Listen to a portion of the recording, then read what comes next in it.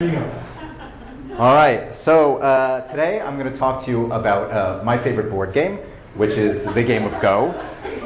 Go is a 4,000-year-old board game, or twice as old as Christ. It originated in China, played by 100 million people around the world, and along with backgammon and chess is considered to be one of the great games.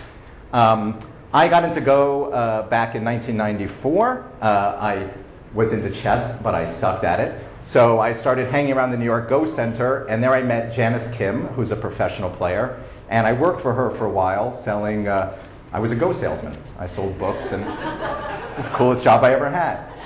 So what is Go? More Asians here than usual, but Go is basically a war game.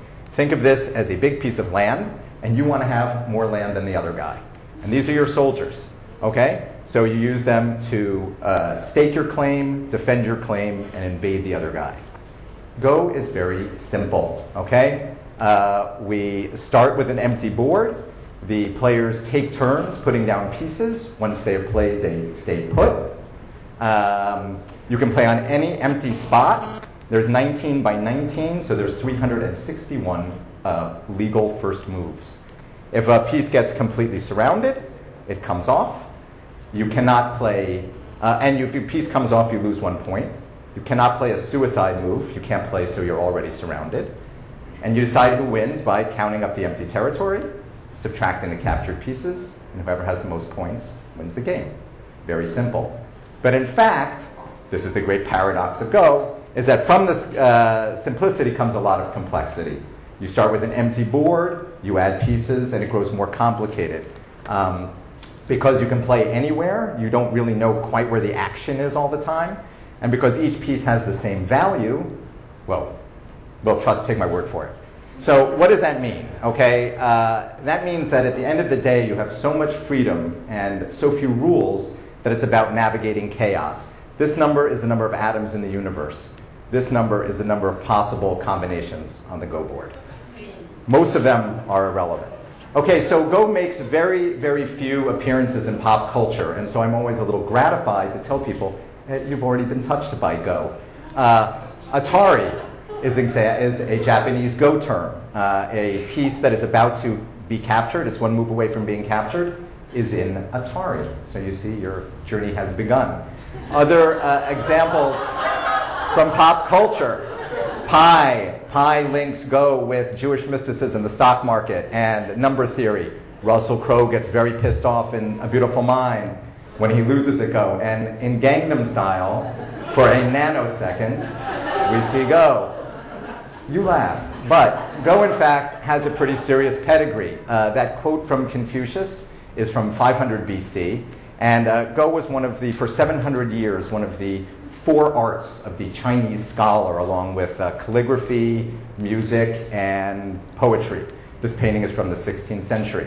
Go is at the heart of the Chinese Rip Van Winkle story.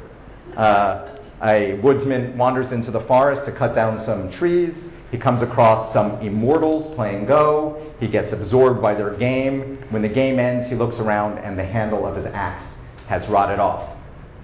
The samurai were way into Go. They used to carry Go sets into battle. This is a picture of the samurai Tadanobu, as I'm sure you know, defending himself against being arrested. And this guy has been injured in battle and is distracting himself from the pain of the surgeon by playing Go. There are applications for Go way beyond the Go board. Chairman Mao, who you do know, rather explicitly You screwed up my slides, man. Rather explicitly modeled the military tactics in the Chinese Revolution on a Go game, and then during the Cultural Revolution said, no Go, because you'll be, okay. Go theory goes way beyond into other disciplines. The New York Times, the Wall Street Journal, and Henry Kissinger all endorse Go as a model for geopolitics. John Reed, former head of Citigroup, uses Go as a model for competition. And you can't see that, but mathematicians study Go for insight into combinatorics and game theory. This is the computer that beat Gary Kasparov at chess. The reason she's yawning is that from an artificial intelligence perspective, chess is basically a solved problem. They say it'll be 100 years before a computer can beat a real Go player. Now I've got all this time. Okay, but in fact, there is a very vibrant contemporary life for Go. Korea, China, Japan all have professional Go associations which train and certify professionals, and they train them like young Soviet gymnasts. They take these kids when they're like 10 years old, and all they do is play Go. There's also big money in Go. LG, Samsung, Fujitsu, Toyota all sponsor tournaments. Top prize, $500,000. Last year, this guy made $1.4 million playing Go. Not counting endorsements, I shit you not. And that Go set will cost you $15,000. We hear about kids who die playing. Go players are famous for their devotion to the game. You hear about kids who die playing video games. This is known as the blood vomiting game. In 1835, during a 4-day match, the guy started puking blood in the middle of the game, and he died a month later. But perhaps the ultimate devotion, this is known as the atomic bomb game. This game was being played August 6, 1945, in a suburb of Hiroshima when the bomb went off. And it blew the pieces off the board, shattered the glass, people got hurt. They restored the board, finished the game that day. And to show you irony, one of the players in that game started the New York Go Center. So, if you're into Go, there are tons of resources online. You go to the AGA site, the British Go Association site. There's all kinds of free places to play. There's me. So I strongly encourage all of you to take up the world's most awesome board game.